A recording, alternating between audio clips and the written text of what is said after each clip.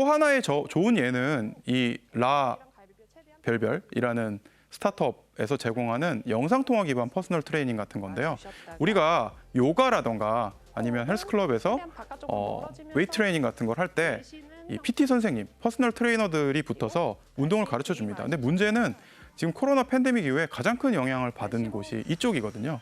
사람이 사람한테 붙어서 운동을 가르쳐 준다는 게 이제 더 이상 안전한 일이 아니게 됐습니다. 근데 그렇다고 해서 우리가 소위 확진자라 그러죠. 집에서 확 쪄버린 이런 분들이 굉장히 많은데 일상적인 운동이야말로 리얼타임 헬스케어의 핵심인데 그럼 집에서 내가 뭐 스마트폰이나 노트북만 놓고 어떻게 선생님들의 코치를 받으면서 운동을 할 수 있을 것인가에 대해서 이 회사는 재미있게도 영상통화 기반의 퍼스널 트레이닝을 제공하고 있는데요. 사실 이 영상통화 기반의 퍼스널 트레이닝은 윈윈입니다. 왜냐하면 1대1로 퍼스널 트레이닝을 받을 때는 선생님 한 명당 한 사람의 제자밖에 못 붙으니까 굉장히 비용을 많이 내야 되는데 영상통화 기반으로 가면서 한 선생님이 한 5분 정도의 고객을 한꺼번에 가르칠 수 있게 됐고요. 그래서 선생님들도 잃어버렸던 직업을 되찾으실 수 있고 그다음에 이걸 배우는 그 운동을 하려는 분들도 훨씬 더 저렴한 비용으로 훨씬 더 친근하게 운동을 하실 수 있는 굉장히 좋은 부대 효과를 얻었습니다. 그래서 이런 식으로 위기라고 우리가 생각하지만 여기서 기회를 찾고 빠르게 성장하는 스타트업들이 있다는 것을 저는 요즘 체감하고 있습니다. 다음 주제로 이런 말씀을 드리고 싶은데요. 이 네 가지 변화가 어떤 의미일지를 생각해 보면 좋겠습니다. 리얼 투 버추얼 월드, 가상 공간으로 넘어가는 거는 지역의 변화입니다. 우리가 뭐 지역 상권, 뭐 골목 상권 이런 얘기를 하는데 이제는 온라인과 오프라인이 통합돼 버렸기 때문에 어떤 지역에서 사업을 하시는 분들도 온라인 전략까지 같이 세우시지 않고는 살아남기 어려워졌다라는 시사점을 주는 것 같고요. 라이즈 오브 로봇의 이제 대두는 인재에 대한 얘기인 것 같습니다. 우리가 앞으로 여기 뭐 학생분들도 굉장히 많은데 내가 미래에 어떤 직업을 가질까 생각할 때 AI나 로봇이 침투할 수 있는 영역의 직업을 가지려고 한다면 그 직업은 금방 사라져버리겠죠. 그럼 우리가 더 좋은 인재가 되기 위해서 혹은 우리 회사가 더 좋은 인재를 채용하고 키울 때 어디를 로봇화를 빨리 할 거냐 아니면 어디는 사람을 더 교육시켜서 로봇이 못하는 걸 하게 할 거냐에 대한 고민이 시작되는 시기라고 생각합니다. 세 번째, 리인벤트 오프라인의 경우에는 공간에 대한 얘기인데요. 우리한테 주어진 공간을 어떻게 설계하고 효율적으로 쓰는가에 대해서 지금까지는 뭐 1980년대에 자리 잡은 30년 전의 방법으로 동네 상권들이 운영됐다고 생각합니다. 그런데 이것들이 송두리째 바뀌어야만 하는 상황에 처해졌고 이 공간을 어떻게 활용할지에 대한 지혜를 내실 수 있다면 오히려 이 위기를 기회로 반전시킬 수 있지 않을까 이렇게 생각하고요. 마지막으로 건강에 대한 패러다임이 굉장히 크게 바뀌었다. 아까도 말씀드린 것처럼 지금까지는 뭔가 몸에 병이 있으면 병원에 갔는데 이제는 내 건강 데이터를 실시간으로 병원에 주고 오히려 내가 병원에 연락하는 게 아니라 병원이 나한테 연락을 하게 하는 그런 시대가 되었다. 이런 네 가지 키워드를 가지고 생각을 해보시면 내가 지금 처한 상황에서 내 전문성을 발휘해서 어떻게 내가 내 삶과 내 직업에 반전을 가져올 수 있을지를 생각해 보실 수 있을 것 같습니다. 여기까지 생각을 해봤는데요. 코로나 이후에 주목받을 환경에 대해서 고민을 하게 됐습니다. 왜냐하면 아까 공간이라는 키워드도 있고 인재라는 키워드도 있고 그러면 결국 이 모든 걸 끌어안는 건 환경일 텐데요. 저는 아까 네 가지 키워드에 붙여서 이렇게 생각을 정리하게 됐습니다. 지역의 경계를 넘어서 창조적 인재가 모여서 공간의 가치를 키우고 건강한 삶을 키울 수 있는 곳. 이게 아까 제가 말하는 4R에 다 대응하는 공간이잖아요. 근데 놀랍게도 그런 공간이 있습니다. 대한민국에 있어요. 대한민국이 전 세계에서 지금 제일 안전한 국가가 됐잖아요. 그 대한민국 중에 가장 안전한 공간이 어딜까요? 가장 안전하고 인재가 모일 수 있고 지역의 경계를 허물 수 있고 이런 곳은 바로 지금 제가 있는 제주도입니다. 그렇기 때문에 아까 제가 차근차근 정리해 드린 것처럼 코로나19 때문에 생긴 위기가 기회가 될 수 있는데 그 기회를 제일 빨리 실험할 수 있는 공간이 저는 제주도라고 생각합니다. 뭐 제주도에서 강연을 하게 됐으니까 갖다 붙이는 거 아니냐. 한 20% 정도는 갖다 붙인 게 있는데 80%는 사실인 것 같고요. 왜 그게 사실인지 제가 겪은 바를 가지고 설명을 드리겠습니다. 제주 창조경제혁신센터를 제가 처음 와본 게 거의 한 5년 전, 6년 전인데요. 저는 굉장히 놀랐습니다. 카카오 본사에 제주도에 계신 분들이 굉장히 많은 기여를 하셔서 굉장히 좋은 공간을 만드셨어요. 근데 스타트업들은 워낙 가진 게 없잖아요. 그래서 자기가 쓸 수 있는 자원을 충분히 활용하는데 서울이나 대전에 있는 스타트업들도 이 제주 창조경제혁신센터를 굉장히 잘 활용하고 계십니다. 제가 몇 가지 예를 들어 드릴게요. 이 C사 같은 경우에는 게임 기반의 원격 교육 플랫폼을 만듭니다. 뭐 쉽게 설명을 드리면 이런 겁니다. 그냥 열심히 게임을 하면요, 이런 캐릭터가 나오는 뭐 영어 문장을 만드는 게임인데요. 막 열심히 게임을 하면은 자연스럽게 영어를 배울 수 있는 그런 겁니다. 그러니까 공부해 그러면 하기 싫지만 게임해 그러면 고맙습니다 하고 열심히 게임을 하겠죠. 그래서 초등학교 1학년생부터 70대 할머니까지 다 굉장히 즐겁게 영어를 배우는 굉장히 유명한 플랫폼이고, 저 잘생긴 분은 이 회사의 최영규 대표님이신데요. 재미있게도 이 회사는 어디 회사냐면 제주도 회사입니다. 제주도에서 특히 제주 창조경제혁신센터를 기반으로 성장하고 큰 회사이고요. 이 회사가 최근에 좋은 소식이 있었습니다.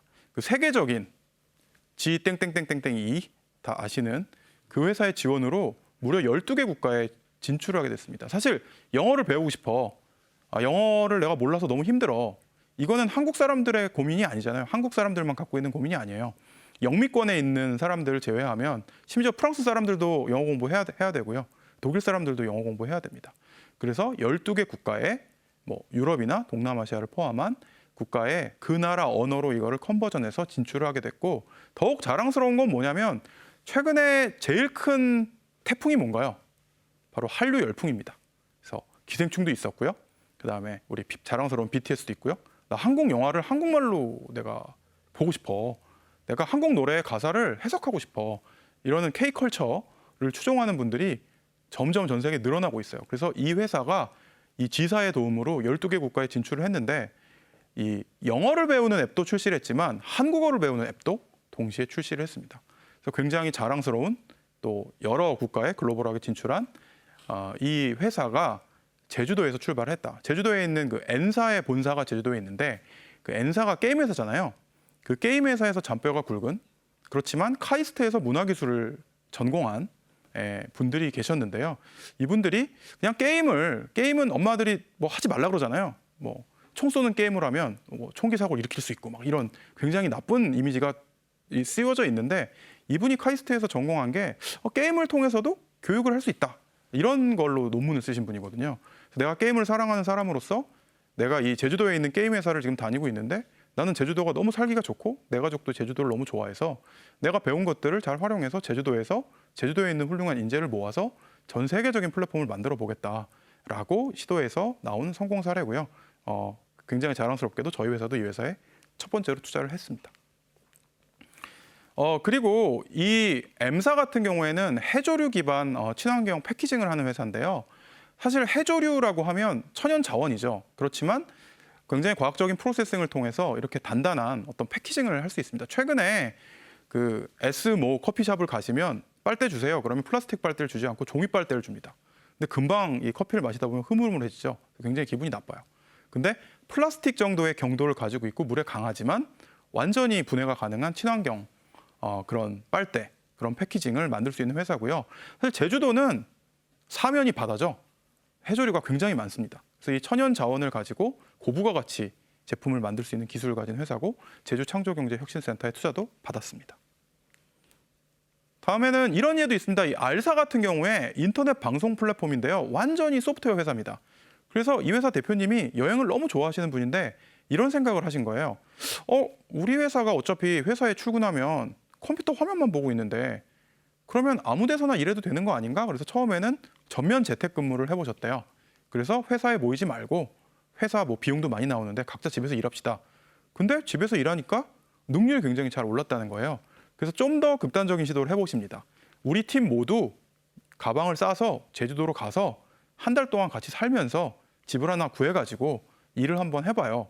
그래서 첫 해에 그걸 해봤는데 그 한 해 동안의 능률이 다른 11개월 동안의 능률보다 훨씬 더 높았대요.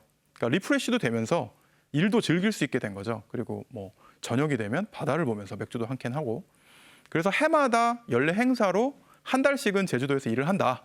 이런 거를 어떤 관습으로 만드셨어요. 그래서 이 회사의 문화로 만드셨는데, 그래서 이 세 가지 사례에서 우리가 알 수 있는 건 제주도가 그만큼 굉장히 큰 포텐셜이 있다는 거고, 이 회사들을 찾아내거나 창업을 하라고 등을 떠밀거나 뭔가 금전적인 지원을 어마무시하게 해준 곳이 제주도가 아니라, 이 사람들이 제주도를 찾은 건 그냥 제주도가 제주도이기 때문이었어요. 제주도가 갖고 있는 천연 자원, 환경, 근무를 하는데 도움이 되는 여러 가지 인프라들 이런 것들이 자발적으로 이 회사들이 제주를 찾거나 제주에서 사업을 시작하게 했고요. 저는 이것들을 확대 발전시키면 충분히 제주도가 스타트업 성지가 될 수 있지 않을까 감히 이렇게 생각합니다. 어떻게 하면 이 코로나19라는 위기를 기회로 바꿀 수 있을까요? 오늘 처음부터 계속 이 얘기를 하고 있는데요. 사실 이건 간단합니다. 새로운 문제를 찾아야 됩니다. 사실 코로나 전에는 우리가 문제를 찾을 생각을 안 했어요. 왜냐하면 누군가 문제를 정의했거든요.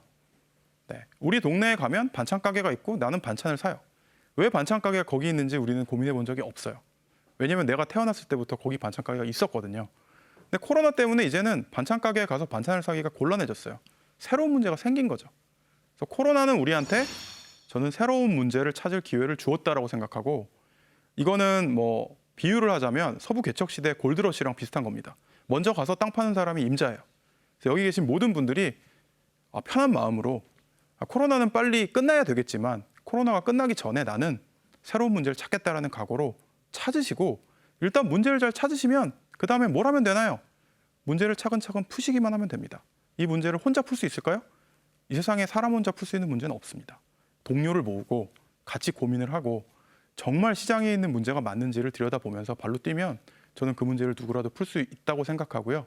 이렇게 문제를 찾고 문제를 푸는 조직이 그냥 스타트업입니다. 스타트업이 어려운 게 아닙니다.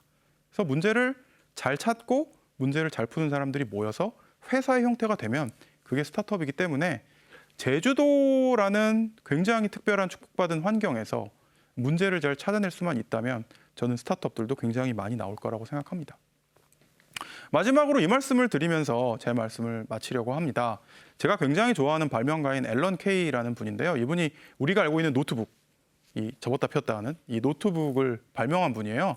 이분이 굉장히 멋진 말씀을 하셨어요. 미래를 예측하는 가장 좋은 방법은 미래를 발명하는 것이다. 이런 말씀을 하셨습니다.